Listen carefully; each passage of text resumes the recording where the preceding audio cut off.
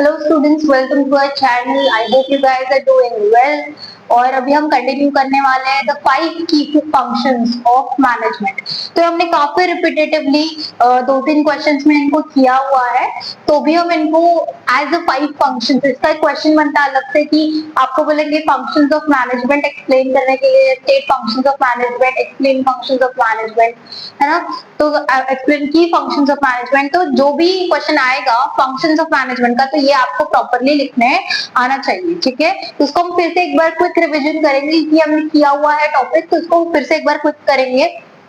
Planning, हमें पता है प्लानिंग क्या होता है, decide what needs to be done, who will do that and when and how, set goals in advance and anticipate problems. तो planning हमें पता है क्या होता है कि हम पहले डिसाइड करते हैं कि पर्टिकुलर ये काम कौन करने वाला है, ये काम कैसे करेंगे, इसको प्लान करेंगे, है ना। इसको प्रॉपरली एक क्या बोलते हैं, रोड मैप बनाएंगे कि हमें ये चीजें फॉलो करनी है, ऐसे ऐसे काम करना है, ये इंसान ये काम करेगा, ठीक है। तो ये सारी चीजें यहाँ पे डिसाइड होती है, एडवांस में डिसाइड होती है। क्यों डिसाइड होती है? क्योंकि हमारा एम होता है, हमारा गोल होता है, हमें वो अचीव करना होता है, वो टारगेट अचीव करना होता है, इसलिए हम प्लानिंग करते हैं। फिर आता है organizing, group task, assign roles and set up authority structures, ensure you have got the right people and resources at the right place। तो ऑर्गेनाइजिंग हम क्या करते हैं कि हम ग्रुप में कर देते हैं चीजों का अलग अलग, है ना। ग्रुप कर देते हैं कि ये काम आप करोगे, ये काम आप करोगे, ये काम आप करोगे, ये आपका एक टीम है, ये आपका एक टीम है, अलग अलग लोगों को अलग अलग काम हम डिवाइड कर देते हैं according to their skills, their potential, their capacity. और हम लोग क्यों डिवाइड करते हैं? ताकि हमारा जो आउटपुट आए वो एफिशिएंट आए, ठीक है, हमारा जो गोल है वो हम अचीव कर पाए। तो हम उनको रोल्स असाइन कर देते हैं, ठीक है, हम उनमें ग्रुप बना देते हैं, टास्क डिवाइड कर देते हैं। तो ये सब कुछ हम क्यों करते हैं? ताकि हमारा जो एम है वो अचीव हो सके। तो राइट एक जो काम है, ठीक है, वो राइट इंसान के पास और राइट रिसोर्सेज देके होना चाहिए, राइट प्लेस पे, ठीक है। फिर आता है staffing, find and place the right people in the right roles, handle hiring, training, evaluation, promotions etcetera. तो स्टाफिंग मैंने बताया था कि ये पर्टिकुलर काम के लिए ये ही एम्प्लॉय बेटर रहेगा, अच्छा रहेगा, ये मेरे जॉब रोल के लिए ये जो एम्प्लॉय है उतना क्वालिफाइड है, उतने उसके पास सिमिलर स्किल्स है जो ये काम करने के लिए चाहिए, ठीक है। उतना जितना पोटेंशियल ये काम करने के लिए चाहिए वो पोटेंशियल वो होल्ड करता है, वो कैपेसिटी है उसके पास, ठीक है। तो वो प्रॉपरली, इफेक्टिवली और एफिशिएंटली हमारे जॉब रोल को सर्व कर पाएगा, ये जो टास्क दिया है वो कंप्लीट कर पाएगा with in the given duration. तो ये हम प्रॉपरली एनालाइज करते हैं और उस हिसाब से हम राइट इंसान को राइट जॉब रोल हम उसको देते हैं, ठीक है। फिर हम लोग ये पूरा हैंडल करते हैं प्रोसेस हायरिंग का, ट्रेनिंग का, इवैल्यूएशन का, प्रमोशन का सॉरी। फिर आते हैं डायरेक्टिंग, लीडिंग पे, guide and inspire people to do things better, involve leadership, communication, motivation and supervision. तो डायरेक्टिंग में हम क्या करते हैं? हम लोगों को डायरेक्ट करते हैं, हम बताते हैं कि ये काम ऐसे करना है, वो काम वैसे करना है।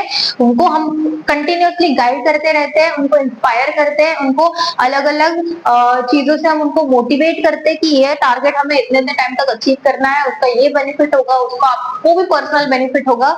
तो ये सारी चीजें हम डायरेक्टिंग या लीडिंग में करते हैं, ठीक है। कहीं कोई पे अगर कोई अटक भी जाता है, कोई दिक्कत होती है किसी एम्प्लॉय को टारगेट अचीव करने में, तभी भी हम उनको हेल्प करते हैं, हम उनको सपोर्ट करते हैं, हम उनको और डायरेक्ट करते हैं, मेंटर करते हैं कि ये चीज ऐसे ऐसे वे में हमें कंप्लीट करनी है।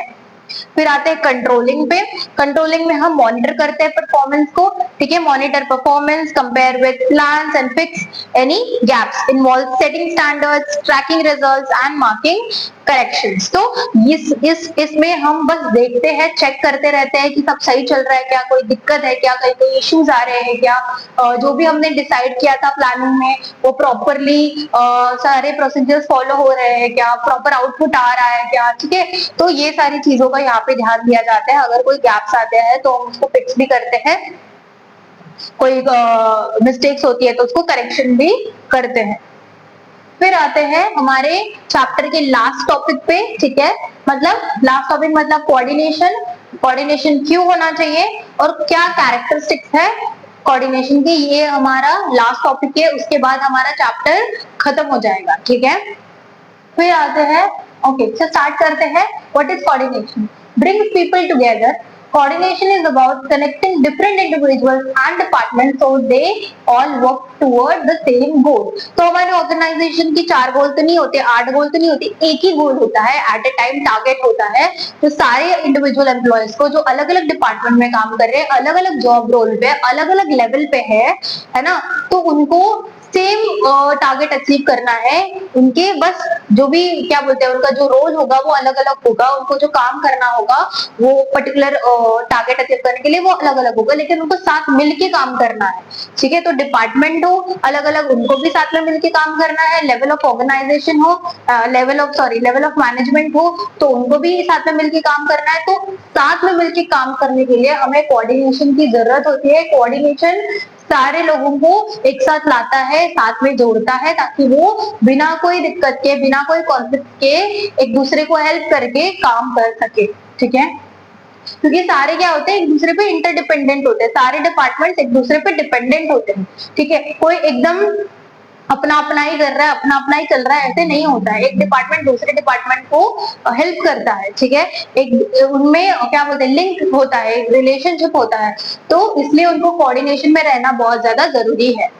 फिर it makes everything run smoothly. All functions, planning, organizing, directing, controlling, ensure unified, uninterrupted operations. तो ये सारे functions के वजह से हमारा जो काम है, हम जो काम कर रहे हैं वो हम स्मूथली कर पाते हैं, ठीक है। एक साथ सब मिलके ये सारे जो भी प्रोसेस है उसको करते हैं, और हमारा जो ऑपरेशन होता है वो अनइंटरप्टेड होता है, उसको कोई इंटरप्ट नहीं कर सकता, और कुछ मतलब बेसिकली कोई प्रॉब्लम क्रिएट नहीं होता है, सब कुछ स्मूथली होता है, ओके। फिर आता है व्हाई इट मैटर्स।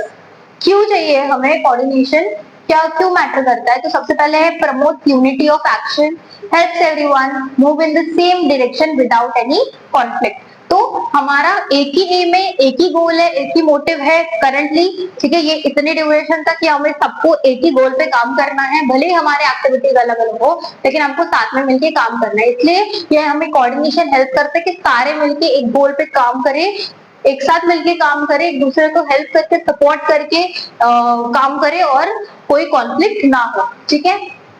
फिर boost efficiency and harmony, reduces duplication, avoid delays and cut down clashes between the teams. तो जब कोऑर्डिनेशन होता है, ठीक है, तो उनमें बातें होती है, ठीक है, एक अच्छा रिलेशनशिप मेंटेन होता है, उसके वजह से जो हमारे क्या बोलते हैं क्लैशेस होते हैं वो अवॉइड होते हैं, ठीक है। फिर जो भी काम है, डिसीजन मेकिंग है, वो जल्दी होता है, क्विक होता है, इसलिए डिलेज नहीं होते, हम डिलेज को अवॉइड कर देते हैं, ठीक है। और कोई काम मिस्टेक या एरर उतने ज्यादा नहीं होते, क्योंकि हम एक दूसरे के कोऑर्डिनेशन में हैं, तो ड्यूप्लीकेशन नहीं होते, एरर्स नहीं होते, तो हम उसको वो रिड्यूस कर देते हैं, ठीक है।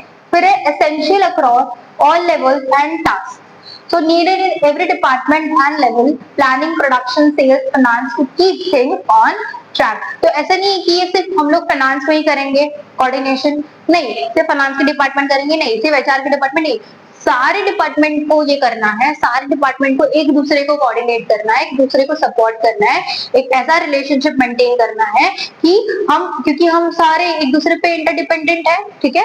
जब मैं एचआर का काम अच्छे से करूंगी तभी ही एचआर जो भी प्रोडक्शन है वो प्रोडक्शन में अच्छा प्रोड्यूस करेंगे, अच्छा वो जो भी उनका जॉब रोल है वो करेंगे, ठीक है। अगर मैं फाइनेंस ठीक से करूंगी, सब कुछ जो भी है वो ठीक से मेंटेन करूंगी, तभी आगे हम सेल्स पे देख पाएंगे, ठीक है। तभी हम लोग प्रॉपरली, अच्छा ठीक है ये मेरे पास रिकॉर्डेड है, ये मुझे पता है, मेरे पास ये एसेट्स है, मेरे पास ये लायबिलिटीज है, ठीक है, मेरे पास ये रेवेन्यू जनरेट हुआ है, ये तभी मैं आगे डिसाइड कर पाऊंगी ना कि मेरे को और आगे कितना प्रोडक्शन पे खर्चा करना है, ठीक है, कितना मेरा प्रॉफिट आया हुआ है, तो वो प्रॉफिट मुझे कहाँ पे यूज करना है, कौन से स्टेक होल्डर को देना है, ठीक है। तो ये सब कुछ एक दूसरे पे इंटरडिपेंडेंट होते हैं, इसलिए कोऑर्डिनेशन काफी जरूरी है, काफी इंपॉर्टेंट है, और ये सारे लेवल्स पे होता है कोऑर्डिनेशन, और सारे टास्क में कोऑर्डिनेशन इन्वॉल्व होता है। और भी इसके पॉइंट्स है, आप ये नोट डाउन कर लो, फिर हम कंटिन्यू करते हैं।